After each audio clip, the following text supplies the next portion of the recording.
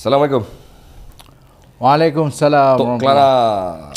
Cikgu Azrul. Saya penat ni. Penat. Hari ni game MSSD, sekolah-sekolah silat daerah Ulu Langat. Ulu Langat Untuk sekolah menengah start.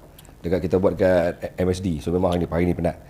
Tapi disebabkan kita dah minggu lepas tak up langsung apa-apa konten pasal podcast Gami Barisan ni, tetap kita kena jalan lah walaupun penat. Betul tu. Tapi dekat DMS ni saya puji lah sebelum saya pergi lebih jauh. Dah kita mukadimah kan pasal game sekolah-sekolah yang sedang berlangsung di DMS ni. Saya nak bagi pujian lah kepada daerah Ulu Langat, terutamanya kepada penganjur-penganjur yang terlibat, antaranya Cikgu Firdaus dan Cikgu Nabil, yang saya kira dapat buat game yang cukup bagus walaupun buat cuma dekat court futsal. Depa dapat buat game silat dekat court futsal. Ya. Court FIFA dia panggil, dan menggunakan sistem markah digital. Okey. Maksudnya hebat. Dan saya dengar memang sambutan pun boleh tahan 1000 lebih. 800 lebih kalau sekolah campur dengan sekolah rendah jadi 1000 lebih. 1000 lebih. Lepas tu pula, tapi itulah satu benda yang saya rasa ralat sikit. Tahun lepas pun ada sekolah di daerah Langat ni. Tahun lepas dia buat di SMK Sungai Long. Tapi habis tentu lah. Dia buat peringkat daerah. Selamat tak buat. Hak ni nak kena tengok sikit lah. Rugilah budak-budak dah buat peringkat daerah tapi tak ada buat peringkat negeri. Kebangsaan pun tak buat. Jadi hak ni yang buatkan silat ni macam hambar. Kata orang tu hambar dari segi pelapis. Ya. Sebab sekolah-sekolah pun dia tak serius. Hak ni kena tengok sikit ni. Kepada mereka yang terlibat dalam penganjuran silat sekolah-sekolah ni ataupun mereka terlibat dalam komuniti sekolah-sekolah ni, janganlah pandang silat ni macam cak ayam sangat. Betul. Hampa buat dekat daerah tapi mati tentu je. Seronok mana tak pergi mana. Tak pergi peringkat negeri, tak pergi peringkat Malaysia. Sedangkan di peringkat antarabangsa ada dia panggil ASG, Asia School Games. Tapi Malaysia sendiri tak serius dalam pembangunan atlet sekolah-sekolah ni. Itulah mukadimah ni dihentam terus. Mukadimah dihentam terus. Hentam KPM, hentam majlis sukan sekolah-sekolah, hantam segala yang terlibat dalam dunia persilatan yang ataupun dunia sukan sekolah-sekolah ni. Hampa betul-betul pandang silat ni macam cak ayam. Okey, saya nak sambung sikit. Adakah boleh. Kita yang sepatutnya yang jolok dia orang bagi naik? Jolok habis dah. Jolok tiap kali kita ada saja benda yang berlaku kita akan jolok, kita akan bunyi. Tapi macam-macam prosedur bila kata nak buka silat dekat sekolah-sekolah pun tu bukan benda mudah. Kadang-kadang sampai kena merayu, memujuk rayu, kena menutup depan mereka, tak tahulah. Minta maaf lah pada mereka terlibat, pengetua-pengetua yang terlibat, yang mana degil sangat ni ataupun yang mana cukup pandang serong persilat ni. Mudah-mudah lah tu. Bagilah ruang pada silat ni untuk nak menapak di sekolah-sekolah hampa kan. Itulah mukadimah yang kasar ni. Yeah. Maaf, bukan kasar tapi nasihat tegur. Sebab kesian budak-budak daripada berentak di peringkat daerah, negeri tak buat. Tak tahu negeri siapa yang leka, siapa yang alpa, tak ada usaha untuk buat di peringkat negeri. Di peringkat kebangsaan pun sama. Dan siapa yang wakil Malaysia pergi ke ASG, mari tangkap muat lah kot. Mungkin tak tahulah. Sorry to say lah. Baik, mukadimah kasar ni. Baik, Tok sihat? Saya faham. Alhamdulillah cikgu. Alhamdulillah. Pun penat lah. Boleh lah, penat daripada pagi lepas subuh dah siap pergi kerja. Masuk office 8.30, 5.30 habis, kadang-kadang 6. Okey, lepas tu pergi ke bengkel pula. Daripada bengkel sampai pukul 10, 11. Sekarang ni ada anak kecil kena balik awal sikit. Dapat anak kecil lagi? Subok noh. Lah umur apa? Lah 57. 57 dapat anak lagi. Anak sulung saya 37, 36, 37. Okey. Anak bongsu saya setahun 2 bulan. Ada cara dia dapat seorang lagi? Saya rasa mampu lagi tak? Kalau nak kira mampu tu insya-Allah mampu. Pakai apa dia? Pakai apa? Pakai doa lah kan. Tapi rasa cukup kot. Pasal umur saya ni kira umur bonus orang kata kan. Nanti sementara saya nak tua, anak kecil lagi, kesian kat depa kalau dah ayah tak ada waktu depa masih kecil. Depa pun tak cap ayah ketuk. Betul. Ayah ketuk dia pun tak jam. Pasal anak dengan cucu duk berebut nak suruh dukung. Betul. Okey. Dan Tok sebenarnya sibuk sebab bengkel buat pedang kan. Betul. Jadi kerja hakiki sebagai, saya masih bekerja sebagai orang cakap pegawai khas kepada Datuk CD SB ni? Razak. Bukan. Special branch lah? Bukan. Itu lain level lain pegawai khas. Maksudnya lebih kepada assistant lah. Assistant pada Datuk CD? Pada Datuk CD dan Profesor Dr. Syed Omar. Okay. Sebuah syarikat baja, antara syarikat baja milik Bumi Putra yang paling besar di Malaysia. Baik. Sebelum tu saya ucapkan tahniah dulu. Tahniah pada Tok sebab Tok dapat menang tempat ketiga undian tertinggi. 9. Undian? 9. Nombor 9? Nombor 9. Nombor 9 lah? Nombor 1 Basit. Nombor 2 Cikgu Husin Penang. Nombor 9. Betul. Nombor 9 daripada 15 AJK Gayung Pusaka Pusat. Betul. Dan rasanya ni dah penggal ke 3 ke 4 Tok sebagai AJK. 3 salah. Dah 6 tahun dah. Dah 6 tahun. 2 ke 3. Maknanya dah lebih kurang 4 tahun dah bersama dengan Gayung Pusaka Pusat sebagai AJK. Berat tanggungjawab. Tapi untuk makluman semua juga, tahniah juga kepada semua yang terpilih kerana kali ini Gayung Pusaka betul-betul membuat satu rombakan secara besar-besaran. Yang mana untuk makluman semua, pada kali ini Gayung Pusaka meletakkan ataupun memberi kepercayaan penuh kepada Tok Guru Kasturi Abdul Majid ataupun Abang Turi yang juga YDP Pusaka Negeri Kedah yang kali ini diangkat sebagai Presiden Gayung Pusaka Kebangsaan ataupun pusat dan diikuti oleh timbalan dia pengurusi MGP ataupun Balai Kurantif Pusat iaitu Tok Guru Samsul Putra ataupun Tok Leki, adik-beradik lah. Tapi Tok Guru Samsul Putra ni dia kali kedua dia naik semula sebagai timbalan. Dulu 4 tahun lepas dia sebagai timbalan juga. Cuma Tok Guru Kasturi ni diuji kali ini. First time jadi presiden. Memimpin satu pertubuhan yang saya kira besar dan gah juga di Malaysia ni. Iaitu pertubuhan Gayung Pusaka ni telah pun bertapak sejak tahun 1978. Selepas berpecah daripada Gayung Malaysia atas pelbagai isu yang mungkin tak perlu diuraikan di sini. Dan kali ini Setiausaha Agungnya mempertahankan iaitu Tok Guru Kuharullah ataupun Tok Lekiu, adik kepada dua-dua kanda-kanda ni.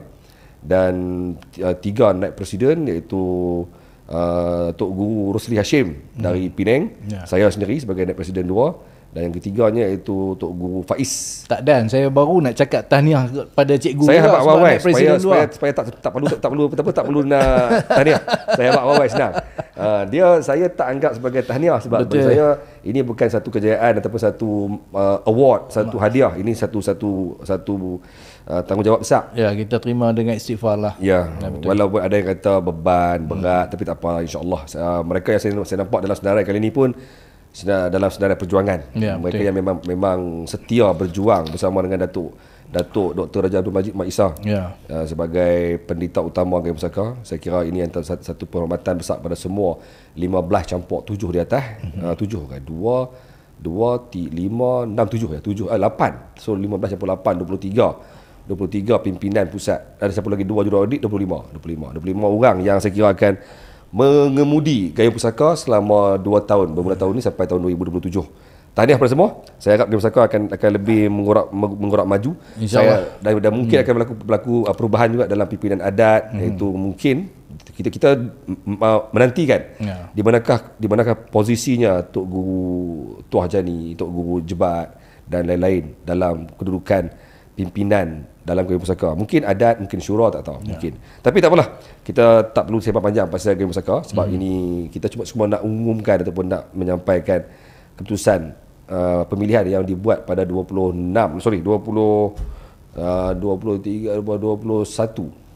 hari bulan baru-baru ni. Hari Sabtu baru ni yang berlaku di Sungai Petani ataupun MPSP. Baik Tok. Kita kembali pada topik tu. Panjang ni mukadimah ni. Hari ni mukadimah ni penuh info. Info pasal Gayung Pusaka, info pasal sekolah-sekolah dan sebagainya. Okey, di depan saya ni Tok Kelana. Mungkin ramai yang kenal pelakon pada era 80-an 90-an. 90-an. Lah tua sangat 80-an tu. 90-an dan Tok Kelana tadi saya dah tahniahkan sebagai AJK Pusat Gayung Pusaka. Tapi saya juga kena kongsi kat sini Tok Kelana ni dia bukan sekadar Gayung Pusaka, dia juga bermain silat lincah. Jadi mungkin Tok boleh cerita sikit sebenarnya silat apa? Lain juga topik dia. Okey, baik. Dia macam ni, sejak saya umur 9 tahun, 10 tahun macam tu lah. Sebelum tu saya tinggal dengan tok saya di Kedah. Lepas arwah Tok saya sakit, saya balik duduk dengan keluarga saya di Penang, FRU Penang. Orang tua saya FRU dulu. Masa tu mak dengan arwah ayah saya dah terlibat dengan Pusaka Gayung. Kan? Jadi saya pun dibawa masuk Gayung. Mak dengan ayah? Mak, ayah, arwah adik saya 2 orang. Kecuali adik bongsu saya. Main bawah siapa? Ya. Main dengan siapa? Di bawah Cikgu Ismail Cik. Okey. Dan Cikgu Syuib Cik Ros. Itulah guru saya yang mula. Kan, waktu tu mak saya 9 tahun, 10 tahun macam tu lah. Okay. Jadi bila turun gelanggang tu, satu rumah semua turun. Kecuali adik saya yang bongsu sebab dia duduk di asrama, jadi dia tak join. Dan 3 orang dah arwah lah. Maksud arwah ayah saya, arwah adik saya 2 orang. Lelaki seorang, perempuan seorang. Semua pun anak Gayung. Mak pun anak Gayung? Mak pun Gayung. Okay. Jadi tahun 90 lah, 91 macam tu, keluarga saya pindah ke Kuala Kubu baru. KKB. Saya masih di Penang. Saya masih teruskan bersilat dengan Cikgu Ismail Cik. Tahun 92 saya datang ke Kuala Lumpur. Masa tu saya di rumah family lah, di rumah keluarga saya di Maktab Polis Kuala Kubu. Di situ saya stop silat sebab saya tak jumpa dengan gelanggang Pusaka Gayung. Tapi saya masih kontak. Bila balik Penang saya masih jumpa Cikgu Ismail Cik. Saya masih turun gelanggang sekali-sekala. Saya balik ke sini sehinggalah saya berjumpa dengan Cikgu Azrul Effendi Sobri. Oi, ingat tak? Uish. Aku bujar lah. Sehingga saya jumpa balik dengan cikgu. Ya. Selepas tu baru saya aktif balik dengan silat. Tapi yang lincah? Yang lincah saya antara 2 orang murid yang terakhir yang dibaiahkan atas tangan Maha Guru almarhum Ahmadin sendiri. Waktu di hospital apa lah? Di Sedang. Bukan Sedang, di Putrajaya. Okay. Dia di ward. Masa tu saya ziarah dia bersama dengan Datuk Fairuz. Bersama Datuk Fairuz masa tu belum Presiden lincah, tapi dia antara orang kanan Maha Guru lah. Saya waktu saya ziarah dia di atas katil, saya beritahu, Pak Guru, insyaAllah satu hari nanti saya nak belajar ilmu perubatan dalam silat lincah. InsyaAllah satu hari. Dia terus pegang tangan saya, dia kata, Ustaz, dia panggil saya Ustaz, terkejut saya. Bukan saya tahu apa-apa. Janggut kot. Mungkin janggut. Ustaz, tak payah satu hari. Hari ni juga dia kata. Sekarang juga. Terus atas katil tu bersaksikan dengan Presiden Taekwondo. Siapalah? Saya tak ingat lah. Ni Allahyarham ke? Sabri ya? Bukan Master Sabri. Ada India. Okay. Dan anak angkat dia bersama Datuk Fairuz, Cikgu Faisal, ni orang-orang Gayung kan. Terus dibayar saya kat situ. Terus saya jadi anak Gayung, anak lincah di situ. Jadi saya terus terima amalan di situlah. Saya taklah belajar silibus sangat. Saya cuma ambil amalan-amalan perubatan untuk diri saya kan. Itu saja. Jadi kalau silibus ni Gayung Pusaka lah. Kalau silibus ni saya rasa saya dah tua dah nak masuk. Tapi maksudnya kalau belajar bersilat bergelanggang Gayung Pusaka lah. Gayung Pusaka. Cuma Gayung Pusaka saja. Ya. Dan ada sikit terlak siku 12 waktu saya kecil-kecil di Penang dulu. Tapi itu tak secara rasmi lah. Saya belajar dengan arwah orang tua saya. Ada beza tak tu zaman tu belajar? Sebab tu belajar ni tahun 80-an lah. Tahun 80-an, 87, 88, 86 macam tu lah. Di gelanggang di Penang. Tok Guru Mak Cik lah. Ada beza tak cara latihan tengok dulu dan sekarang? Masa tu silibus lama. Ya. Elakkan macam kita 2, sana dulu 1. Ya. Kan macam tu lah. Tapi saya boleh ikut. Alhamdulillah saya boleh ikut. Tapi kenapa Tok masih lagi mencari Gayung Pusaka? Naik bulu rumah saya bila sebut tu sebab jiwa saya di situ. Saya yang pertama, kenapa orang tua saya hantar saya bersilat, kerana saya sukan saya kurang. Saya tak main bola, main badminton jelah sekali-sekala kan, tapi lebih daripada itu tak. Jadi dia hantar saya belajar main silat dan itulah darah saya sampai hari ni. Maksudnya darah daging saya. Bukan kata saya hebat. Saya tak ada lah menang mana-mana pertandingan. Tak ada apa. Tak ada. Liputan itu tak ada lagi. Tak apa nak gah lagi lah. Tak apa nak meriah lagi lah. Tak meriah. Cuma itulah kalau demo di Pulau Pinang zaman saya pernah lah kepala saya pecah. Main apa? Main belantan. Belantan. Demo memang selalu lah. Di Penang waktu tu. Selain daripada tu tak ada lah kata yang beria-ria sangat kan, tak ada. Maksudnya sampai Bengkung apa dulu? Sampai Bengkung Merah. Sebelum berhenti tu. Sebelum berhenti tahun 92. Sebelum saya stop tu sampai Bengkong Merah. Merah zaman tu hebat dah. Hebat lah zaman tu. Ini pra merah lah. Memang zaman tu pra merah. Merah 2 tak silap saya. Kan. Saya dapat masa pertandingan tu, masa saya dapat tu dialog stang. Masa tu pertandingan silat. Masa tu Tok Bat. Tok Bat main. Masa waktu tu lah saya dapat Bengkong tu. Bengkong tu. Zaman tu lah pra merah ataupun merah dah kira bagus lah. Dah kira bagus sangat lah banding dengan zaman sekarang. Maaf lah bukan kita nak condemn zaman sekarang, tapi perbezaan proses perjalanan silat zaman dulu dan sekarang ni jauh berbeza. Jauh berbeza. Zaman sekarang ni kadang-kadang budak belajar silat 3 tahun 4 tahun dah dapat Bengkong Merah dah. Zaman dulu dah. Zaman dulu makan masa yang panjang. Oh, lama. Yes. Saya merah tu pun saya dah remaja dah. Dah remaja dah. Masuk dah maksudnya dah budak. 22, 23 umur saya masa tu. Belajar daripada umur daripada 9 tahun. 9 tahun. Bayangkan 9 tahun 22 di sini lebih kurang dalam 13 tahun baru berasa pakai merah. Betul. Apa dan untuk maklumat semua juga, bila saya bersembang macam ni baru saya dapat mengenali lebih dekat, walaupun ramai panggil kami ni pair. Dia kata kami ni pair. Tok Kelana ni dengan Cik Wazrul ni pair lah. Saya saja simpan Tok Kelana ni sebab kita anggap sebagai tak apa, boleh panggil anytime. Saya dapat panggil anytime, dia main. So memang pair lah. Cuma hari ni saya kena mengaku terang dengan apa semua, walaupun kami ni rapat sangat-sangat, baru saya dapat kupas ataupun dapat korek kisah sebenar Tok Kelana ni. Selama ni tak pernah sembang detail macam ni pun. Dari segi perjalanan cerita sejarah. Pasal kita anggap macam yang lama biarkan berlalu lah. Okey. Tok. Kemudian Lani Tok juga seorang yang YDP, yang di-Pertua Gayung Pusaka Negeri Selangor. Apa Tok nampak dari segi yalah, dulu Tok seorang pesilat, seorang yang bersilat, dan sekarang ni Tok duduk dalam pengurusan yang berdepan dengan guru silat satu Selangor. Betul. Tok sebagai AJK berdepan dengan guru silat satu Malaysia. Silat ni dia ada sentimen kadang-kadang baran dia, kadang-kadang ego dia, kadang-kadang itu ini semua kan. Macam mana Tok rasa diberi tanggungjawab memimpin negeri Selangor sebagai YDP dan juga sebagai AJK pusat? Alhamdulillah setakat ni apa yang memudahkan Selangor ni, pentadbiran Selangor ni, kerana kita boleh teamwork. Maksudnya kita budak-budak panggil wonder pad. Kan? Kita boleh duduk, kita boleh berbincang, kita boleh buat keputusan sama-sama. Saya seorang tak boleh. Kan? Saya seorang tak boleh. Jadi saya perlukan sama-sama, bersama-sama, bukan ada apa. Jadi bila kita duduk, kita bincang, waktu tu kita tak ada dah title YDP ke, title apa ke, kita sama-sama memikirkan apa yang kita nak buat, apa yang terbaik untuk kita, untuk silat gayung di Selangor. Kenapa Tok bersedia untuk menjadi pimpinan di negeri Selangor, sedangkan Tok dah lama tinggal? Betul. Apa yang buat Tok nak rasa Tok bersedia untuk nak pimpin negeri atau memimpin menjadi seseorang daripada pimpinan Gayung Pusaka ni? Cikgu jangan lupa sebenarnya saya tak pernah ada cita-cita, tak pernah berangan, tak pernah terfikir aku nak jadi ini dalam silat gayung. Tak.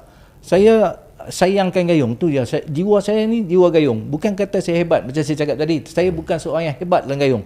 Tapi awal-awal yang saya kenal silat adalah silat gayung, dan lama saya dalam gayung. Dan untuk jadi pentadbir, yang mentadbir bersama ni, sebenarnya saya pernah bagi syarat pada orang yang menyerahkan yang apa orang cakap, offer, orang cakap yang offer, nak tak? Saya kata saya tak mampu, tapi saya boleh buat sekiranya kita bersama-sama. Maksudnya saya tak akan buat keputusan saya sendiri. Saya lebih suka cara macam majlis syura ataupun nak buat satu-satu keputusan, saya akan refer dengan orang yang lebih ada pengalaman, lebih tahu. Walaupun saya tua, tapi orang tu lebih tahu macam mana nak buat, apa keputusan yang terbaik. Jadi berbincang, bila bincang kita buat keputusan bersama. Jadi tak ada masalah di situ. Yang jadi masalah bila aku bos, kau kena ikut cakap aku, veto kat sini. Itu masalah. Jadi walaupun sekecil-kecil pendapat, daripada sekecil-kecil anak silat, kita boleh ambil fikir. Sebab kadang-kadang kita fikir benda yang besar, benda kecil kita lupa. Okey Tok, sebelum kita pergi ke tajuk yang utama hari ni, soalan terakhir saya mungkin soalan boleh minum sikit. Kopi ni kopi pure ni. Soalan terakhir saya untuk topik ni lah, topik pengenalan ni lah. Apa pendapat Tok tentang beberapa orang anak-anak muda yang mengambil keputusan untuk buka silat gayung sendiri. Tok ni seorang yang lama bertahan dalam gayung pusaka ni. Saya nampak soalan ni sesuai dengan Tok, sebab Tok ni bertahan daripada dulu sampai sekarang. Tok bertahan. Tok tahu tak ada mana-mana institusi dalam Malaysia ni yang tak pernah bergoncang. 3 line goncang. Dah banyak dah line sekarang. Dah macam-macam line. Apa-apa line semua goncang. Sembang Pilar, sembang apa nama Blood Brothers apa last kali Melayu ni kot mana sekalipun hujung-hujung akan berlaku pergolakan.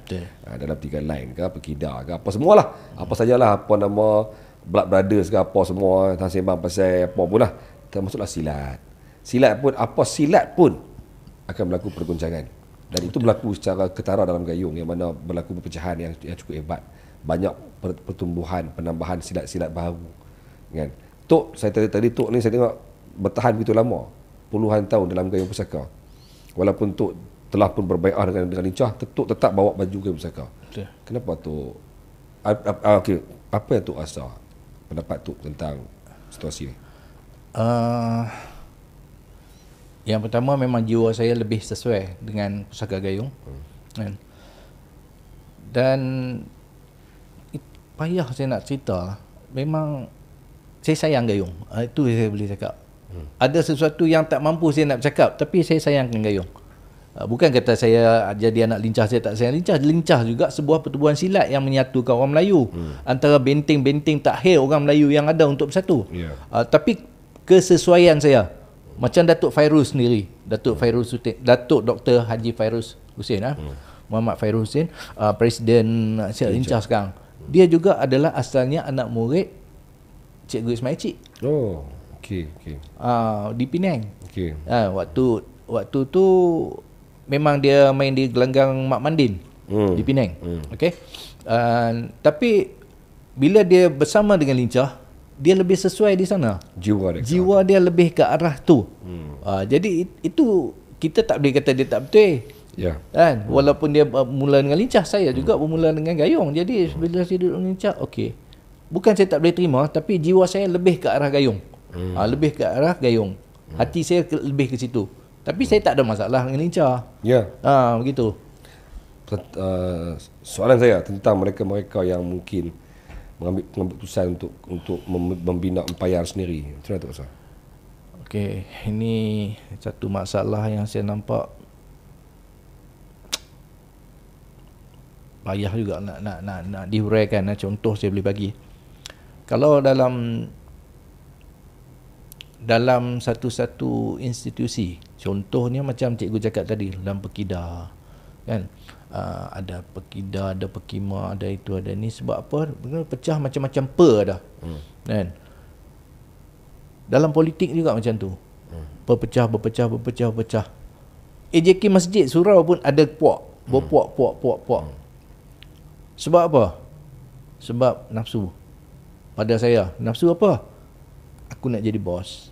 Aku nak jadi... Nak kuasa. Aku nak kuasa. Bila nak kuasa, itulah. Kita akan berpecah. Kalau kita tengok pertubuhan, bukan resis lah. Kalau kita tengok pertubuhan pertubuhan yang bukan pertubuhan Melayu lah. Saya senang cakap. Dia ada satu persatuan, cukup kuat persatuan tu. Kenapa kuat? Sebab dia orang taat pada persatuan. Dia orang tak gila kuasa. Dia orang tak gila nak jadi bos. Dia orang akan support. Lebih pada ekonomi dia, Pak? Lebih pada ekonomi. Kita tak mau buat kat situ. Kita nak cari kepentingan kita. Macam tu juga silat. Okey, aku nak jadi guru utama. Aku nak jadi presiden. Jadi aku tubuhkan kelab. Bila berpecah macam ni, kita susah. Kita susah sebab apa? Dia ada punya pasal. Ni kita jaga kita punya. Asal tak perhati, buka baru. Asal tak perhati, buka baru. Itulah masalah dia. Betul? Setuju? Banyak yang kita lihat berlaku akhir-akhir ni. Kadang-kadang kita lupa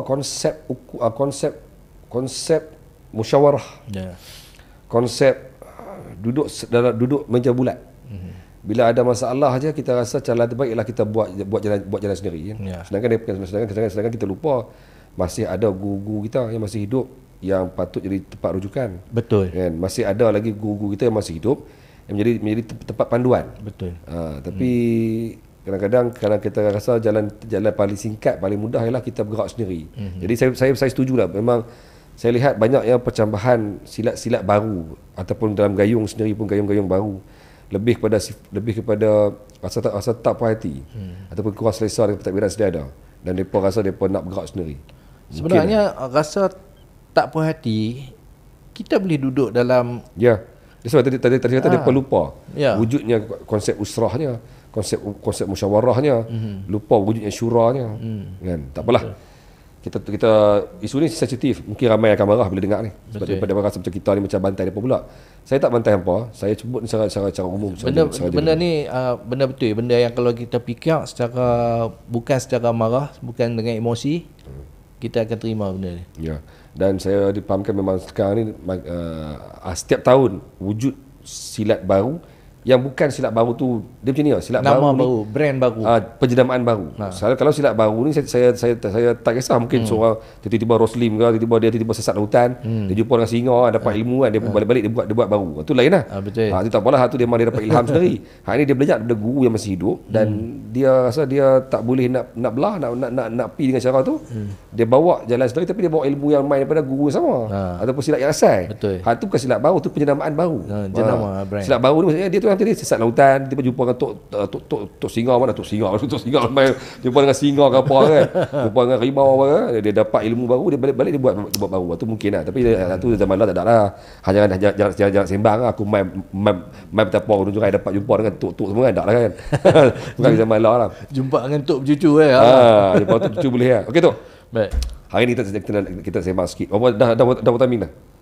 Lebih kurang setengah jam sembang pasal latar belakang ni. Baik, now kita pergi pada topik yang lebih penting, iaitu topik ni. Nampak kalau yang sedang dipegang oleh Tok ni, iaitu satu senjata yang saya tahu, tapi mungkin saya pun tak arif untuk menguraikan dia. Sebelum kita pergi lebih detail pasal apa yang Tok pegang ni, Tok sekarang ni ada buat bengkel orang panggil tempat menempah senjata lah. Senjata besi bilah bukan bilah lah. Bukan senjata aja. Pisau, parang, golok. Saya kenal Tok sebelum Tok pandai membuat satu pisau belit pun. Pisau belit kecil tu pun tak reti buat. Betul. Saya kenal Tok. Bukan kata pisau ni, bukan kata pedang ni. Nak buat pisau belit tu, pisau kecil tu, nak buat janggut tu pun tak reti buat. Time tu nak buat apa pun tak reti. Tapi tiba-tiba Tok muncul pada sekitar selepas, tiba-tiba Tok bagi satu pisau lapah. Saya ingat kita tu. Time tu, itulah yang paling dibanggakan. Pisau lapah tu. Paling syok lah, paling rasa macam hebat sangat tu. Kan time tu kan. Tapi lah ni nampak dia main dengan pedang penuh. Pedang lengkap.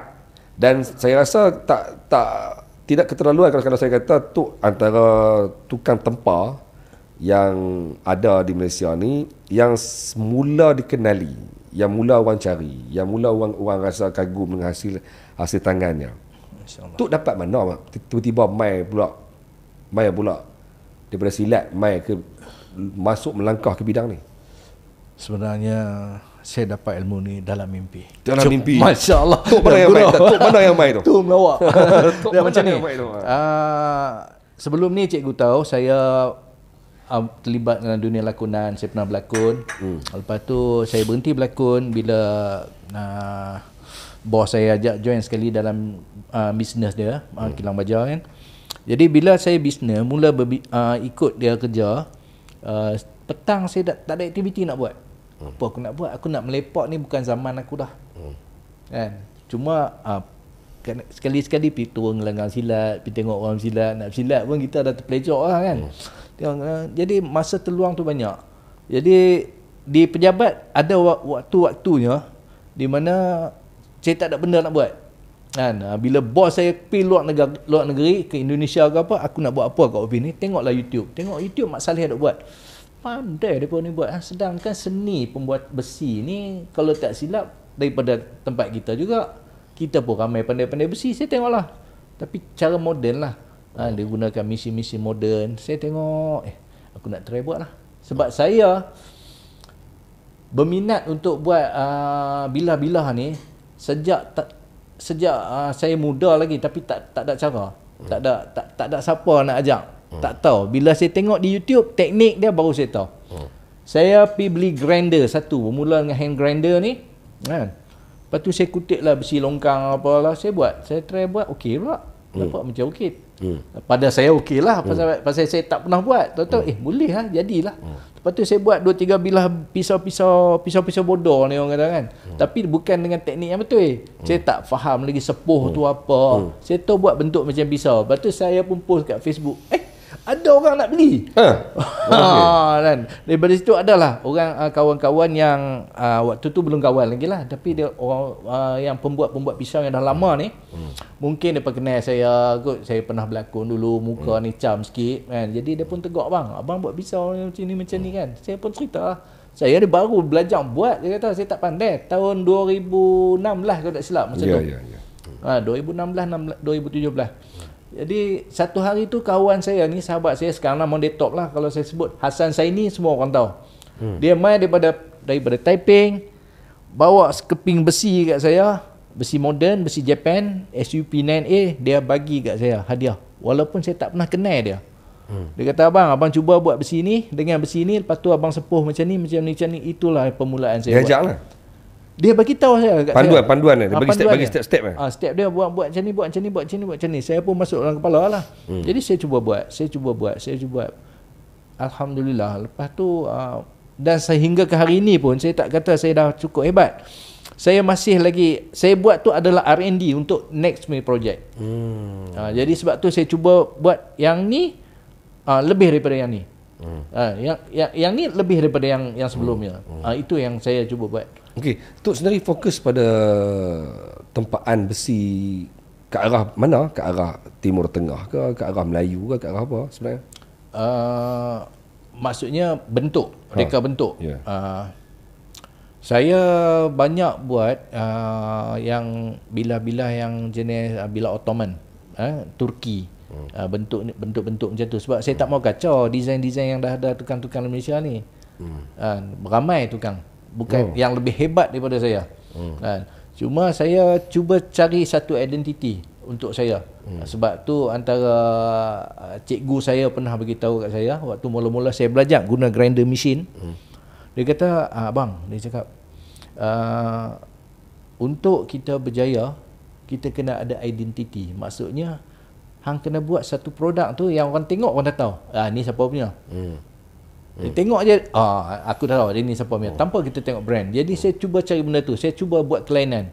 Saya cuba buat yang design-design yang design tu orang pernah tengok, tapi yang jarang orang buat.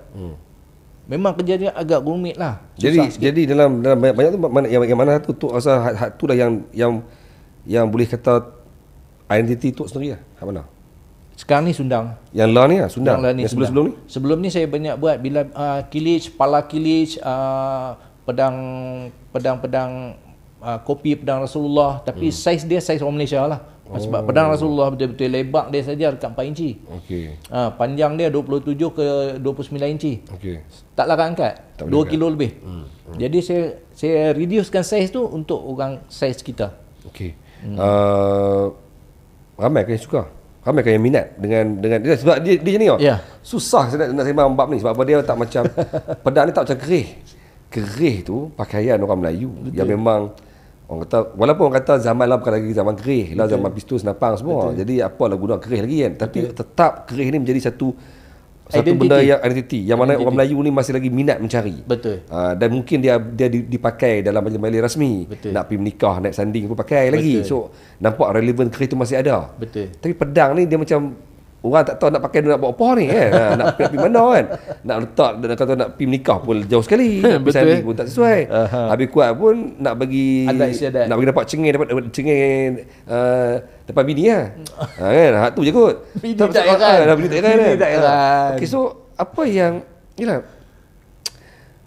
Tok buat senjata pedang semua ni, sebenarnya apa yang Tok sebab mungkin ramai orang cari, tapi betul ke ramai?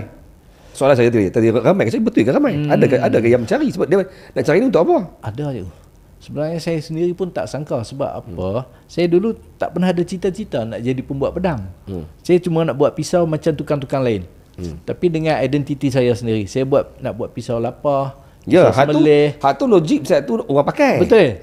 Itulah saja fokus saya waktu tu. Tapi bila saya mula buat pedang, saja nak buat untuk diri saya sebenarnya. Bila saya post di media sosial, ada orang minta. Saya cakap, ya betul. Saya buat lagi. Alhamdulillah ada orang minta. Ada permintaan. Mereka minta tu untuk apa? Okey, baik. Macam nak perang lah. Jauh lagi Iran jauh ni. Iran. Wallah ni Iran tak risau dengar ni. Hari ni makin teruk ni. Kita bahas tapi dia sebenarnya macam ni ada kolektor. Kolektor ni dia suka simpan barang-barang ni. Dia beli, dia simpan. Ada yang kebanyakan yang minta, macam Sundang ni kebanyakan budak-budak kita lah, budak gayung. Kan? Ada gayung Malaysia, ada gayung pusaka, ada gayung macam-macam gayung. Dan yang berminat dengan pedang ni, yang dia orang senang cakap macam ni lah. Sampai hari ni saya masih ada 11 ke 12 orang lagi yang tunggu queue di belakang untuk pedang. Jadi saya terpaksa bagi pedang apa? Sundang. Okey. Sundang. Jadi saya terpaksa bagi jangka masa, saya kata dalam 3 ke 4 bulan paling cepat. Saya tak boleh bagi cepat sebab yang pertama saya kerja. Saya ada kerja tetap. Yang kedua masalah. Ada yang nak bentuk yang macam ni, yang nak buat benda ni bukan cepat yo. Semua saya buat handmade.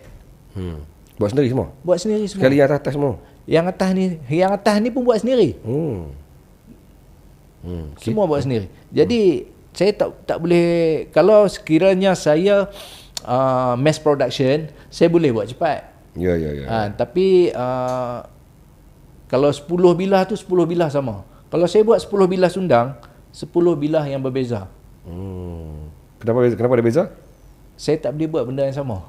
Sebab tak ada acuan? Bukan tak ada acuan satu, tapi saya memang itulah identiti saya. Cikgu pernah tengok Sundang saya berapa bilah dah? Ni mungkin yang ketiga aku. Dah banyak je. Saya bukan yang saya tengok. Adakah sama? Lain. Lain. Yang saya dapat pun lain. Yang cikgu dapat pun lain. Ya. Jadi itulah cara dia. Maksudnya saya tak boleh buat benda tu sama. Bukan saya sengaja tak mau buat, tapi saya tak boleh buat. Ya. Ni Sundang lipas.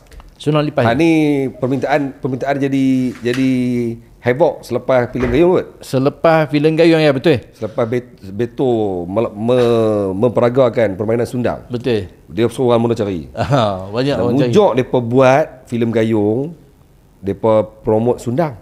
Kalau mereka promote macam Lela Rentaka ke Meriam, lepas ni Waterpong Meriam pula. Mampu. Yang tu saya surrender lah. Satu kerja nak simpan depan Meriam tu je. Okey, tak apa tu. Mari tengok.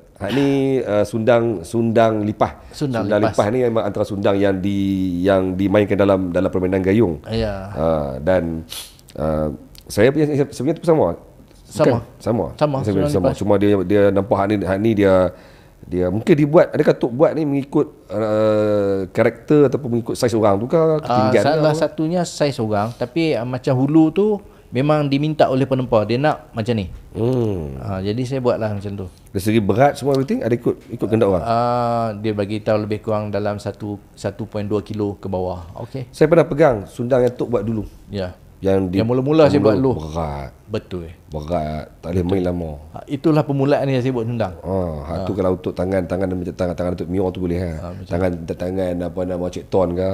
Kan. Tapi sebenarnya cikgu, ramai orang tak tahu Sundang ni, Sundang Lipah ni sebenarnya Atma sendiri ada lebih daripada 20 bilah. Ni Tok Guru awal Tok Guru kita. Okey. Apa ni? Adma. Allah Datuk Mio Rahman kalau bagi mereka yang tak faham, saya tadi confuse dengan Adma. Awan Daud Akademi pun dia juga. Okey, ini Admar. Dia ada lebih kurang 20 bilah. Dan salah satunya saya pernah kopi.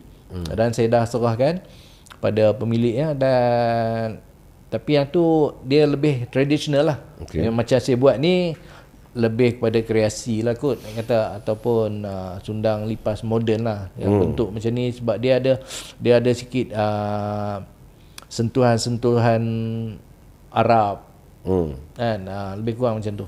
Okey, dan Sundang lipas yang original dia daripada tangan Datuk Mio tak ada semua ni kan? Tak ada semua ni. Dia punya aksesori semua ni kan. Segala perhiasan ni. Sundang ni untuk makluman mereka yang mungkin tak mengenali, dia ialah senjata libah. Dia libah kanan kiri ni tajam ni. Bukan buat main ni. Betul tajam ni. Sangat tajam. Boleh potong kepala orang ni. Bukan nak buang punya. Sebab dia memang bermain apa nama, bermain libah. Dia memang bermain libah macam orang main apa terdekat tu. Terdekat tu. Nampak tapi apa nampak? Kalau dapat apa tengok dekat dalam lensa kamera ni dengan apa nama apa ni engrave lasernya kemas. Saya pun tak sangka saya kenal Tok Kelana pada lebih kurang dah lebih 10 tahun ni. Tiba-tiba boleh jadi seorang tukang pedang yang hebat. Baik Tok, tadi Tok kata Tok bermula dengan bermain menghasilkan pedang-pedang Ottoman ataupun yang main pada Timur Tengah. Kan? Ya, betul. Dan lah ni saya nampak Tok dah mula berani memasuki bidang senjata Melayu, sundang lipah. Dan tak tahu mungkin akan datang kerih ya. Saya mungkin lepas habis ni saya ada plan nak buat sundang Moro. Sundang Moro, Filipin. Maksudnya sundang ada sundang apa ni sebelah Patani, kan, ada sundang Bugis, kan. Jadi sundang-sundang yang macam tu lah maksudnya. Tapi mungkin dengan sentuhan saya sendiri. Tok memang cuba nak jadi, maksud saya cuba nak jadi bukanlah pakar, cuba nak jadi seorang yang expert dalam penghasilan pedang lah. Bukan keris. Keris mungkin tak kot. Macam mana? Ada beberapa orang tukang keris yang sure kan, Tok try lah buat keris. Saya tahu kalau saya nak buat duit, baik saya belajar buat keris. Mahal. Sampai 20-30 ribu sebilah pun ada. Ya, kalau hiasan cantik. Ya, betul. Walaupun dia baru. Betul. Walaupun tempaan baru pun. Ada. Tapi saya kalau nak kira duit tu saya buat, tapi saya punya jiwa ni lebih senang buat pedang. Saya tak tahu sebab apa. Kau sebab payah buat keris. Antaranya kalau saya nak buat keris, semua orang boleh buat keris, siapa-siapa saja pandai besi boleh buat keris. Tapi untuk betul-betul faham sifat keris tu, saya perlukan masa untuk saya belajar. Saya kena jumpa dengan betul-betul empu keris yang faham mahir. Ini bahagian orang panggil apa, ini orang panggil apa, ini bahagian apa. Benda tu saya kena. Jangan nanti Kang. Mungkin pedang ni saya rasa mungkin kita boleh maaf lagi kot kalau tiba-tiba ada campuran-campuran macam ni ya. Sundang Melayu tapi ada campuran-campuran elemen-elemen Timur Tengah sikit-sikit. Tapi keris tak boleh. Keris tak boleh. Kalau kata untuk buat keris Jawa tapi ada campur Patani jadi lain pula. Betul. Keris Patani dengan sifat-sifat Patani, sifat ulunya, sifat bilahnya, besar saiznya. Okey. Cikgu, sekarang ni umur saya 57 tahun. Kalau saya nak belajar balik benda tu, berapa tahun lagi saya nak boleh buat keris? Tunggu lagi 2 anak. Okay. Betul. Cuma so, bila tadi saya pergi persifat lah. Bila Tok dah mula memasuki dalam bidang senjata Melayu, ada tak Tok rasa sesuatu yang lain dari lain selepas Tok menumpukan pasal pedang-pedang Ottoman Timur Tengah, Tok pergi ke senjata Melayu? Ada tak Tok rasa apa-apa yang mungkin kemistikan dalam alam Melayu? Saya tak mengkaji ke arah yang mistik-mistik ni. Cuma saya buat pedang, tak kira lah pedang Ottoman, pedang Melayu, pedang Mak Saleh, pedang Rom. Saya pernah buat juga dulu. Rasulullah pernah pesan, di rumah setiap seorang Islam mesti ada sekurang-kurangnya sebilah pedang. Bukan untuk perang, bukan untuk apa, tapi pesanannya tu mesti bersebab. Tapi hak ni bahaya sikit. Dasar sunnah. Yang ni bahaya sikit bila bukan bahaya apa tu. Saya kena perbetulkan sedikit lah. Kan nanti orang akan berpegang hanya pada satu jalan. Betul. Orang kata Rasulullah kata pedang bukan keris. Ini antara ayat yang selalu keluar daripada mulut-mulut orang yang memahami sunnah dengan jalan lurus ya. Rasulullah kata sebilah pedang di rumah. So depa akan gunakan ayat tu dengan satu kalam mengatakan bahawa pedang bukan keris. Seperti juga yang mana bila kata Rasulullah kata pakai serban, bukan pakai tanjak. Tapi kita kena juga perjelaskan kat sini bahawa contoh yang paling mudah saya dah bawa sahabat saya iaitu Akmal Dahlan yang mengatakan bahawa Rasulullah kata berkuda. berkuda, kan, berkuda, memanah dan sebagainya. Tapi dalam masa yang sama kita kena faham itu yang berlaku pada zaman Rasulullah. Jadi sebenarnya senjata kita ni kena ada satu di rumah sebagai sunnah, kerana apabila berlakunya sesuatu yang kita perlu gunakan dia, mungkin dia berguna. Contohnya seperti perang akhir zaman contohnya. Time tu kita sebab dah memang saya tak tahu di mana saya dapat, tapi saya pernah dengar satu perkongsian mengatakan bahawa perang akhir zaman bukan perang peluru. Dia perang kita turun berperang seperti zaman dulu. Betul. Jadi ketika itu kemungkinan kita orang Melayu akan berperang dengan kerih. Betul. Dan kerih. Jadi saya lebih suka meletakkan sunnah Rasulullah sebagai memahami secara lebih umum, secara lebih terbuka sikit. Maksudnya Rasulullah dia berpakaian jubah. Tapi orang Melayu pakai baju Melayu. So adakah kita ni melanggar sunnah? Tidak. Kita masih lagi, kerana pakaian Melayu sendiri ada sunnah dia. Seluar yang senteng, yang tidak sampai menutup buku lali dan sebagainya, kan. Kita masih ada juga tanjak menutup kepala. Antara sunnah Rasulullah juga ialah menutup kepala. Jadi sama juga seperti pedang tadi.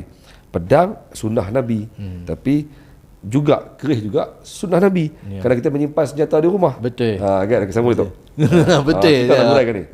Asyik baik tergurai kan. Takut lagi jadi kontroversi. Betul. Ada satu golongan ni dia lurus macam pokok nyok. Maksudnya dia kata Nabi suruh pakai pedang. Yang apa sibuk dengan kerih. Sundang juga pedang. Yang ni orang panggil sundang, tapi sebenarnya pedang. Yes. Macam itulah maksudnya. Betul. Okey, tadi kembali kepada mistik ni. Dia bukan apa tu? Tok dah lama dalam pembuatan pedang-pedang luar alam Melayu. Luar alam Melayu lah. Dan sekarang Tok dah masuk ke dalam alam Melayu. Mistik ni bukan bermaksud hantu mai dah. Tok ada rasa something bila Tok dah mula menghasilkan senjata Melayu. Sebab ada saya dengar lah guru-guru lama. Saya ni jahil dalam bidang ilmu Melayu. Saya jahil. Saya bukan orang yang hebat mengaji banyak pun. Tapi apa yang saya pernah dengar orang kata lah, setiap besi yang ditempa ada penjaga dia. Saya tak tahu lah. Ini mungkin kontroversi ayat ni. Tapi bila buat kerih antaranya, that's why dia kata kena pandai-pandai memilih besi. Kalau masuk besi kuning sekian sebagainya, kan. Ada tak Tok rasa sesuatu yang luar biasa, sesuatu yang Tok rasa lain bila Tok dah mula start buat senjata Melayu? Sebenarnya senjata Melayu ni bukan asyik bermula dengan sundang saja. Sebelum ni boleh pegang depan. Sebelum ni saya ada buat juga boya berenang. Saya ada buat banyak juga. Saya buat boya berenang. Cuma masa saya fokus pada sundang ni sejak saya buat yang masa kursus di Gurun dulu. Kan start masa tu saya kena buat 22 bilah kalau tak silap saya dalam masa beberapa bulan. Cikgu Syam tak? Betul. Sejak tu saya cuba buat sundang, saya upgrade kan.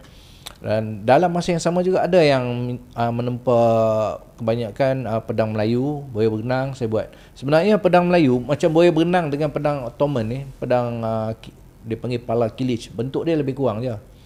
Lebih kurang sama. Kita pun ada kongsi juga budaya dengan Ottoman dulu kan, melalui kerajaan Aceh apa semua kan. Jadi tak banyak beza lah antara pedang-pedang luar yang saya buat. Macam saya buat pedang Rom, lebih kurang je dengan sundang.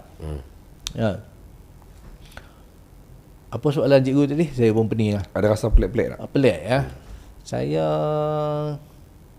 rasa tak ada apa yang pelik. Sebab apa? Saya cuma mulakan nak buat kerja sebagai orang Islam, kita mulakan dengan bismillah, minta perlindungan daripada Allah. Sebab saya di awal saya buat pedang pisau dulu, ni luka satu badan ni. Saya boleh kata setiap minggu ada luka. Tapi sekarang alhamdulillah bila kita mulakan dengan bismillah, selawat, minta doa, minta perlindungan, itu saja. Nak rasa pelik, rasa ni tak ada. Okey. Tak ada. Saya ubah soalan saya. Pelik tu mungkin bagi orang dia hanya tertumpu pada mistik. Dan orang bila dengar pelik ni dia pikat mistik semata-mata. Saya letakkan sebagai satu yang berbeza. Pelik tu maksud saya, contohnya Tok rasa membuat senjata Melayu ni lebih susah. Sebab banyak dia punya syarat-syarat dia, sifat-sifat dia.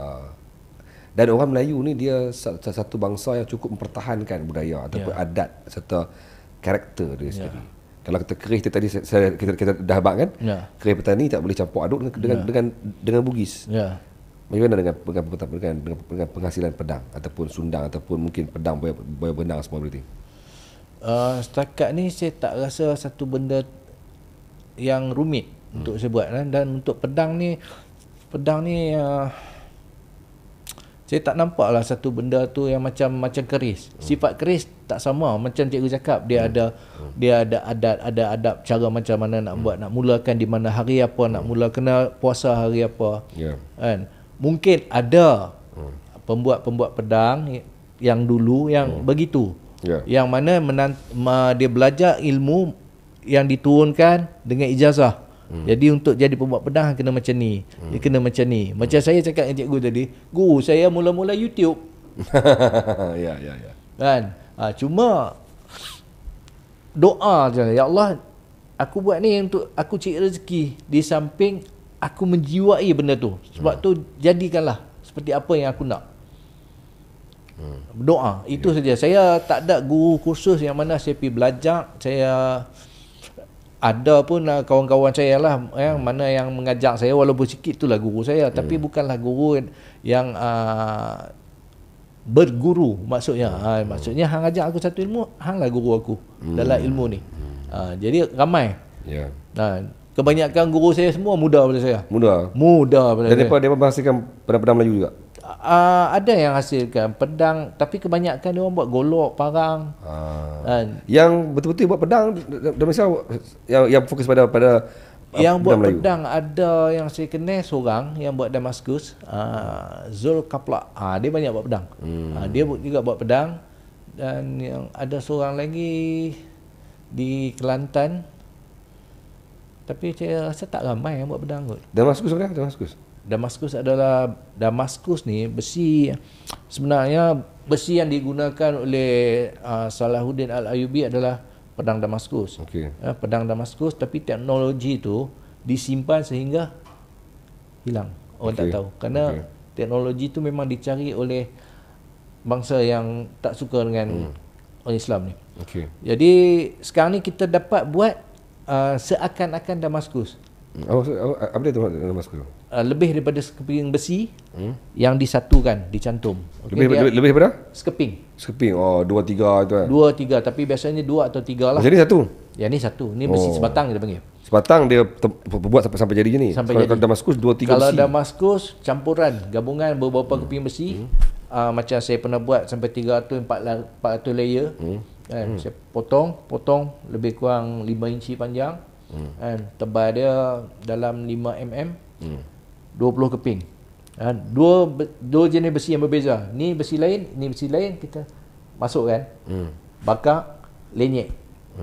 Sampai dia jadi panjang dan potong lagi.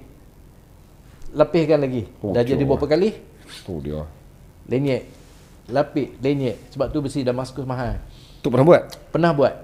Apa kelebihan besi Damaskus dengan besi sekolah? Okey.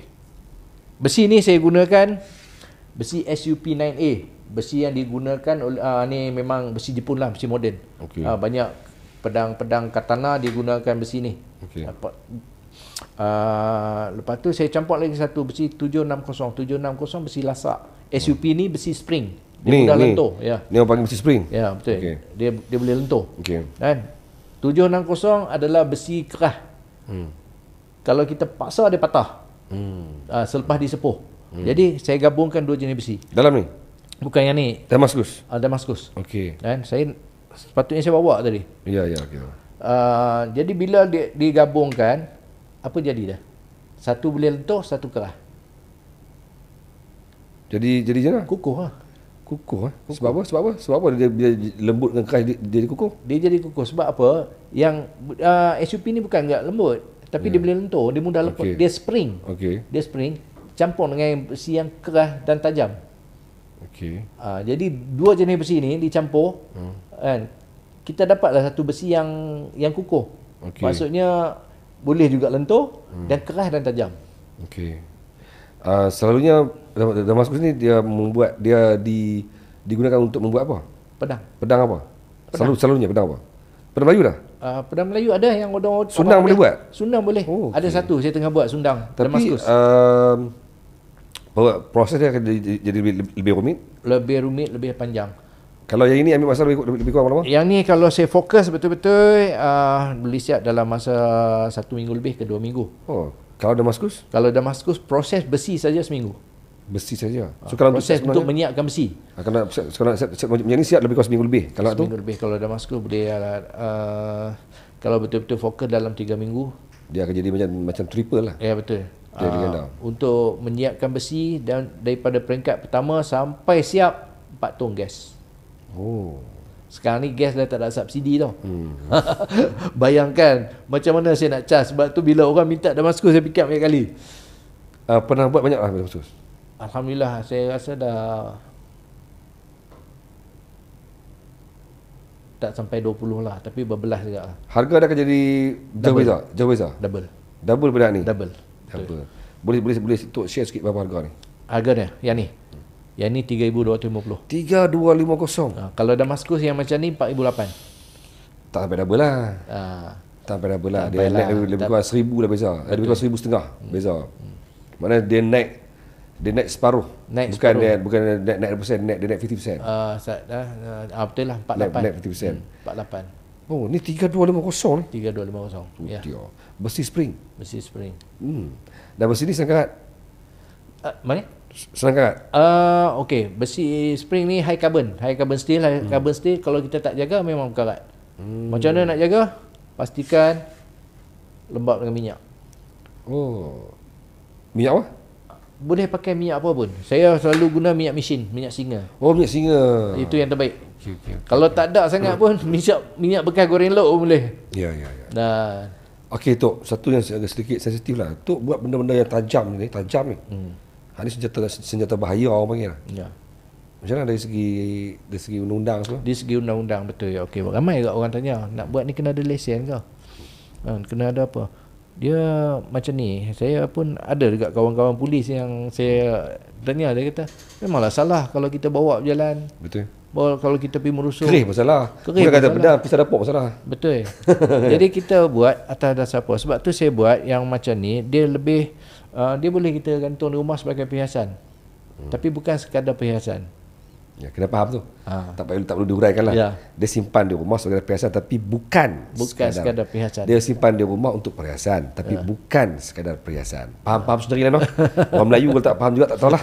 Tambah kalau orang Islam kan. Bila kita sebut pasal akhir zaman ni kan. Faham sendiri lah noh. Nak sembang pistol bagai apa ada pistol kah? Kan. Hampa simpan pistol di rumah confirm kena. Confirm kena. Betul. Confirm gantung tu Gantung tu Ni apa gantung tak ada masalah lagi. Gantung tombak, gantung jangan lembing. guna untuk buat jenayah. Jangan bawa keluar lah. Apa gantung tombak, gantung lembing, gantung busur panah. Tak ada masalah. Apa gantung senapak M16, esok juga apa pi dia masuk dalam, gantung tu hukuman gantung sampai mati. Tu memang confirm kan. Okey tu. Tok setakat ni lah Tok dah buat banyak pedang. Kalau kata pedang lah, daripada zaman-zaman Ottoman sampai zaman-zaman Sundang Melayu ni, agak-agak Tok dah banyak lah Tok buat. Banyak juga lah. Tapi tak ada lah sampai beribu-ribu bilah kan? Sebab pedang ni makan masa. Lebih untuk buat. Lebih 200? Lebih. Lebih 500? Kalau campur dengan pisau adalah dalam 500-600. Kalau pedang saja?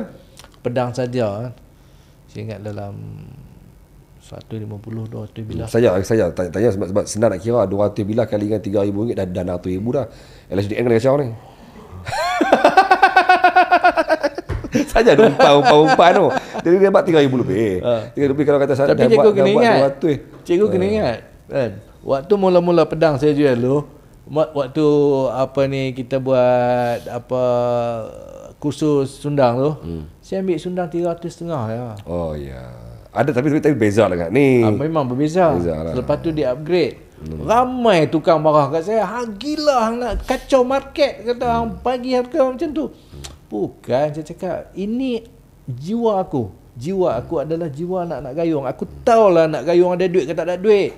Aku faham mereka. Aku buat ni aku tak untung pun, habis ke modal je. Sebab apa? Sebab aku nak bagi anak-anak gayung. Ya, kalau 3,000 lebih ni saya tak rasa pun ramai mampu beli. Betul. Jadi pada golongan yang mampu, itulah market saya. Ya. Dia macam mana tau? Dia pedang dan kerih sama juga dia punya jalan cerita. Dia macam orang main orang kereta Proton dengan kereta Merc lah kan. Merc tu mahal. Mahal nak mampu terutama kalau macam Merc yang baru lah kan. ASL nama apa ni? CLA ke apa kan. Dia mahal nak mampu Pi sampai juga. Bawa kereta pergi balik Kedah, sampai Kedah juga. Sampai bukan juga. Kata kalau tekan tu dia terlajak sampai ke London tak pun. Tapi walaupun mahal, ada kelompok yang beli.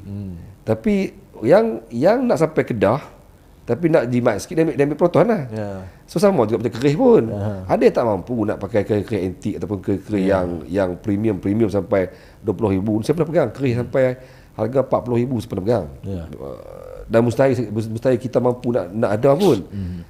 Saya mungkin mampulah. Taklah mustahil. Taklah mustahil, tapi kita mungkin kita lebih ke arah ke family dulu ke. Dia rasa macam bukan keperluan itu. Bukan keperluan dulu. So saya mungkin mampu pakai kerih yang 1,000-2,000. Betul. Ada yang mampu pakai kerih 200-300 tapi kerih juga. Tikam tembus juga. Betul. Tikam tembus juga. Kan? Tetap dapat kerih juga di pinggang. Cuma orang yang mampu akan pergi ke macam ni. Yang tak mampu, apa salahnya orang-orang tertentu still menyediakan pedang-pedang yang mampu untuk mereka miliki. Masih, kan? Saya ada buat. Ada buat. Yang harga 900 ke bawah. Ada juga. Sundang juga. Apa tapi beza tak dia ada aksesori macam ni. Besi sama. Tetap sama. Ataupun kalau dia nak yang lebar lagi, sebab itu adalah sundang yang saya kopi, sundang Atmar. Okey. Itu saya tak buat untuk orang bukan anak gayung. Hanya untuk anak gayung. Sebab ini pesan Cikgu Sazali sendiri. Dia bagi dia izin dah. Dia pesan pada saya, dia kata jangan buat untuk orang yang tak layak ataupun maksudnya untuk bukan anak gayung. Sundang kopi ori ya? Kopi ori Atmar, betul. Yang harga di bawah 900. Di bawah 900. Besi yang sama. Apa nama, hayun putih juga. Okay, dengar tu. Besi yang sama, tapi yang saya buat tu itu besi daripada spring kereta Morris Minor. Okey. Itu antara besi-besi rare ya. Pun ada semua lah, ulu semua ada. Semua ada. Sarung semua ada, tapi tak ada aksesori lah. Ya. Dan dia bentuk pun lebih kurang bentuk antik lah. Dia nampak klasik sikit. Dia tak nak lah nampak grinder yang macam mesin, macam moden ataupun yang macam kreasi ni. Itu ada saya buat untuk anak-anak gayung yang nak sundang tapi tak ada kemampuan untuk beli macam ni. Ya. Tapi kalau ikut sundang ni tuan-tuan, saya pernah pegang berbagai jenis sundang tau. Antaranya dalam koleksi Ustaz Syafiq Perai, Pusat Rawatan Al-Idrus. Bukan sundang lipas. Saya sundang Terengganu. Bukan sundang lipas. Hijau. Sundang besi hijau dia panggil. Sundang Terengganu. Sundang tu banyak. Ya, betul. Banyak jenis. Saya dah pegang sundang dekat dalam koleksi dia. Dia lagi hebat. Buka laci tu sundang saja. Seorang lagi kolektor dekat Kedah, dekat kawasan Pokok Senar ke apa tau. Cikgu. Dia cikgu. Dia memang kolektor sundang juga. Buka almari sundang semua. Dan sundang tu baru saya tahu macam jenis. Yang kita rasa macam pelik-pelik pun dah. Dari segi yang harga sampai puluhan ribu. Banyak. Betul. Sundang nampak buruk je pun. Kita macam mana sampai 20,000 harga kan. Tapi nampak buruk je pun. Tapi tu ada kegilaan kolektor ni. Kita mungkin timing. Okey, kita boleh pergi ke satu dua soalan terakhir. Baik. Apa yang Tok rasa lah ni bila Tok dah mula masuk ke dalam alam senjata Melayu? Adakah Tok rasa macam seronok bila orang Melayu dah mula minat nak memiliki sundang-sundang macam ni? Itu salah satu lah. Salah satu daripada seruan kan, yang mana ada anak-anak Melayu yang muda-muda ni yang kebanyakannya adalah anak-anak yang ada background perguruan silat. Tak kira lah silat apa pun. Itu yang minat, yang bertanya, yang betul-betul nak dengan sundang-sundang ni. Bukan sundang, maksudnya pedang senjata Melayu. Hak ni satu konflik of interest yang berlaku dalam dunia alam Melayu ni. Asal sebut saja senjata, pakaian, cara hidup orang Melayu, nak tak nak akan balik pada orang silat. Kita tu kadang-kadang kita pun rasa macam jenuh nak habaq ni. Depa bila orang kata ni pakai macam ni orang silat, tu baju silat. Aku jenuh nak cerita kat hangpa semua ni. Busana Melayu bukan pakaian silat. Baju silat yang orang pakai pergi gelanggang tu dia lah baju silat. Busana Melayu ni ialah pakaian orang Melayu. So maksudnya semua orang Melayu berhak untuk pakai, layak untuk pakai, sesuai untuk pakai. Ini masalahnya yang sibuk nak pakai hanya orang silat. Orang bukan silat dia rasa macam tak ada jiwa nak pakai. Dan bila suruh pakai dia kata apa, aku bukan orang silat. Habis hang tu bukan Melayu. Nama pun busana Melayu. Betul, saya kena templak pok-pok macam ni. Sampai bila tengok kita pakai busana, pakai baju Melayu lengkap bersamping bertanjak, antara ayat-ayat sindiran depa macam nak silat aku ni bukan orang silat, terpaling Melayu. Tak, satu ayat terpaling Melayu. So awak salah apa yang kata aku ni bukan orang silat, apa tu bukan orang Melayu ke? Sebab dia ialah pakaian Melayu, sama macam senjata tadilah, kerih. Tak mau simpan kerih aku ni bukan orang silat. Kerih bukan pakaian orang silat. Dia pakaian orang Melayu. Sama macam sundang juga, bukan pakaian orang silat, pakaian orang Melayu. Hak ni kena bagi tegas sikit benda ni. Kena bagi hangpa ni kena sedar diri sikit. Kalau orang Melayu tak nak pakai tak apa. Ya. Tak nak memiliki, tak nak masalah. Jangan pelekeh lah. Jangan kata hak ni pakaian orang silat. So dalam masa yang sama, dia membuktikan bahawa orang silat tak dapat dinafikan bahawa orang silat antara kelompok yang sampai ke hari ini mempertahankan jiwa Melayu.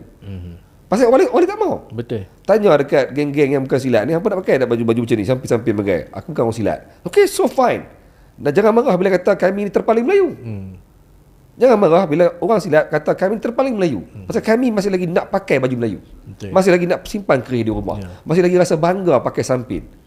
Orang yang lain yang bukan silat ni rasa macam kami ni tak perlu pakai, kami ni bukan orang silat. So kena faham keluhan saya ni ataupun beletiak saya ni, bukan beletiak apa. Geram kerana tu bila mereka tak faham. Ini nama pun busana Melayu, bukan busana silat. Senjata Melayu, bukan senjata silat. Ramai kolektor pedang bukan orang silat. Betul. Kan? Kolektor kerih bukan orang silat. Dia ada satu sifat di mana aku sayang dengan budaya aku. Benda tu banyak dia rosakkan oleh selalunya media sosial lah. Kan satu dunia ni, dalam satu dunia ni dah ada satu budaya. Depa suka bercakap benda depa tak tahu, depa suka kutuk apa orang buat, depa suka hentam orang. Saya tak faham apa masalah depa ni. Depa rasa puas. Depa seronok kan. Kalau kita selidik siapa depa, Allah aku tengok budak net ni jawapannya. Saya sendiri pernah satu masa saya layan. Bila saya layan sampai saya marah. Lah sekali aku fikir, satu orang bodoh melayan orang bodoh dah jadi dua orang bodoh. Termasuklah saya. Jadi sekarang ni saya zip lah. Disebabkan Tok layan orang bodoh, Tok masuk lokap. Tak mau sebut lelaki tu kan. Tak mau detail lah. Betul. Tapi kerana kita layan orang bodoh, kita masuk lokap. 4 hari saya duduk dalam buta. Kan, buta je. So kesimpulan dia, orang bodoh biar dia bodoh terus. Okey. Okey Tok. Mungkin kalam-kalam terakhir Tok pada mereka yang mungkin tak kenal setan Melayu ni ataupun pedang-pedang Melayu ni, dan kalau depa mungkin teringin kan, mungkin Tok boleh bagi sedikit panduan apa yang patut depa pergi ke arah mana, depa nak cari pedang macam mana, apa sesuai bagi mereka yang mungkin yang baru nak try memiliki. Yang baru-baru lah yang baru nak ni, kita yang pertama kita kena ada sifat sayangkan bangsa kita, agama kita, diri kita, keturunan kita, siapa kita. Kita kena ada sifat tu, kita kena ada sayang tu. Lepas tu baru kita mula connect apa yang disukai oleh bangsa kita, apa hak bangsa kita. Bukan resis ni ini tak timbul soal resis. Ni soal kita orang Melayu di tanah. Satu saya sebelum Tok habis saya kena mencelah sebelum saya lupa. Bukan resis, tapi hak orang Melayu. Orang Melayu berhak cakap. Betul. Itu hak Melayu. Kenapa pula resis pula? Ini hak Melayu. Okey. Sama Tok. Okey. Jadi kita kena ada satu jiwa yang mana kita kena memartabatkan sendiri hak bangsa kita. Contohnya pakaian kita, cara kita, didikan kita. Hari ni kita rosak banyak disebabkan kita terlalu ikut media sosial, ikut bahasa mereka. Kita ikut. Jadi bermula dengan diri kita sendirilah, kita ubah. Kita kena belajar. Bermulalah dengan kita belajar silat ke, kita belajar. Sebab dalam silat ni dia lebih kepada adab, lebih kepada taat, lebih kepada disiplin. Dan untuk yang berminat dengan senjata Melayu ni, ramai juga orang yang minta senjata yang pelik-pelik. Nak sebiji macam pedang Sayyidina Ali, Salahuddin Al-Ayyubi, nak sebiji macam Salahuddin Al-Ayyubi. Saya ada katalog dia daripada muzium-muzium Tok Kapi, kan. Berat dia saya sendiri tak lawan angkat. Kita saiz kita, kan. Jadi kita ambil lah macam ni pun lebih ringan daripada sundang Mahaguru. Jauh. Rahman. Jauh. Sebab apa? Mahaguru boleh angkat motor sebelah tangan setakat Honda 70 tu. Jadi apalah sangat dia nak angkat sundang berat 1,5 kilo ke 2 kilo. Kita nak sundang berat 2 kilo. Bila bagi hang bagi balik kat aku. Kita nak tolak motor tak larat. Nak tolak motor tak nak tolak api parking pun berat. Tengok motor juga tu. Jadi saya nasihatkan pada anak-anak, pada yang mana yang nak mula ni, yang nak kenal dengan senjata-senjata Melayu ni, mulalah daripada yang kecil-kecil dulu. Tak perlulah terus pergi ke pedang, melainkan kalau kita tahu permainan. Itu je lah saya. Okey. Baik, Tok. Thank you kerana sudi berkongsi beberapa perkara pasal diri Tok, dan juga saya rasa topik ni ataupun podcast hari ni saya mengambil pendekatan memperkenalkan seramai mungkin orang Melayu yang memperjuangkan Melayu dalam ruang lingkup ataupun skop mereka sendiri. Ramai lagi saya akan panggil lepas ni, orang-orang gendang dan sebagainya. Sebab perjuangan Melayu bukan hanya bersilat. Perjuangan Melayu bukan hanya perjuangan memanah semata-mata, bukan hanya perjuangan fisabilillah semata-mata, tapi juga terletak pada perjuangan dalam pelbagai ruang lingkup hidup orang Melayu lah. So saya nampak Tok antara salah seorang lah, Tok pelakon. Dan inilah dia punya magic of ngopi warisan. Magic of ngopi warisan. Di sini kita hadirkan pelbagai orang yang ramai yang rasa boleh cakap ke dia, kan. Tok Leki seorang yang memang tak boleh pucap lah. Sorry Syam kalau dengar ni, hang tak boleh pucap. Hang memang fail pucap, kan. Tapi dia sendiri kata aku tak boleh pucap Zul. Kalau hang suruh orang panggil aku main Selangor, aku tak mau main sebab kalau suruh aku pucap aku memang tak boleh pucap. Dia mengaku sendiri aku memang tak reti pucap, tapi dia main sini dia sembang sampai sejam lebih. Tok Kelana juga antara seorang yang memang tak reti pucap. Kalau dia suruh pucap, dia suruh aku pergi depan. Tapi duduk sini boleh sembang sejam lebih. Ini ada magic of ngopi warisan. Kerana di sini ialah magic dia hadir kerana kita datang dengan semangat jiwa orang Melayu. Itu je. Jadi terima kasih Tok kerana sudi untuk nak berkongsi pada set podcast Ngopi Warisan hari ini, dan saya doakan supaya Tok kekal buat duit dengan ni. InsyaAllah. Hati-hati dengan LSDN. Okay. Tapi kita doakan ramai orang minat untuk memiliki dan juga mungkin untuk menjadi koleksi ataupun menjiwai kenapa kita kena ada. Kenapa Nabi sebut simpanlah kurang satu pedang di rumah. Kaji kenapa Nabi sebut macam tu. Tak perlu kita huraikan kenapa, tak perlu kita nak dedahkan kenapa. Cuma kaji sendiri kenapa Nabi kata macam tu. Kenapa Nabi kata berkudalah. Kenapa Nabi kata memanahlah. Kenapa Nabi kata bergustilah. Kan? Tapi kita bersilat lah. Cara kita bersilat lah. Nabi dia kata bergusti. Kita ni bersilat. Pertahankan diri. Pertahankan bata. Kenapa Nabi sebut semua tu? Tak payah kita nak bergaduh lah zaman pistol, zaman senapang, zaman peluru bagai. Tak payah. Lah kita kaji, kita selami kenapa Nabi kita yang insan terulung, insan teragung, nombor satu dalam seluruh makhluk yang ada yang Allah apa nama ya Allah Taala ciptakan. Kenapa dia sebut begitu? Kaji sendirilah. Tak payah kita nak tengkak pasal Allah zaman moden bagai. Tak payah. Kaji balik kenapa Nabi kata begitu. Baik, mukadimahnya dan penutupnya selesai. Terima kasih Tok. Jumpa lagi insya-Allah. Dan semoga kita dapat berkongsi lagi insya-Allah.